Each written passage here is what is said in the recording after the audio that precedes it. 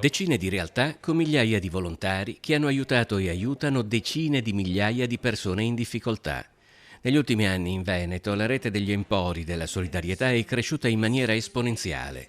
Nel 2015 ne facevano parte solo 7, oggi sono 28 e per la prima volta in assoluto si sono ritrovati a Venezia per il proprio primo festival. San Francesco diceva tutti uniti, uno per tutto donare, è la prima volta che 28 empori solidali si conoscono, cercano anche di scambiarsi delle idee, chi fa cosa, quanti siamo, dove operiamo e questo lo trovo molto importante perché senza rete non vai da nessuna parte. Trovarci insieme vuol dire condividere quello che stiamo facendo, ma soprattutto poter fare dei progetti mirati, soprattutto in grande, perché si possa divulgare sempre di più l'aiuto, evitare lo spreco e tutte queste risorse che secondo noi condivise potrebbero dare molto molto di più. Grazie agli empori, gli sprechi alimentari e non solo si trasformano in risorse da distribuire alle persone che ne hanno necessità, in un'ottica in cui la gioia che si prova a donare diventa un regalo a se stessi, in un ambito di solidarietà che è anche aiuto al reinserimento sociale. Noi proprio per definizione dobbiamo dare alle persone che aiutiamo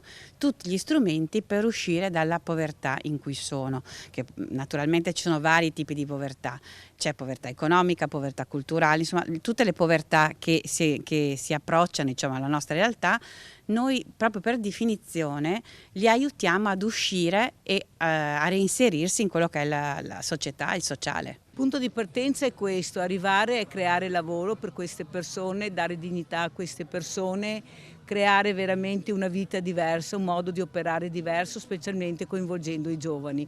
Abbiamo visto con questo progetto importante dell'acquaponica per gli orti sociali l'importanza di dare ascolto a questi giovani che forse sono più illuminati e sanno veramente centrare l'obiettivo più di noi.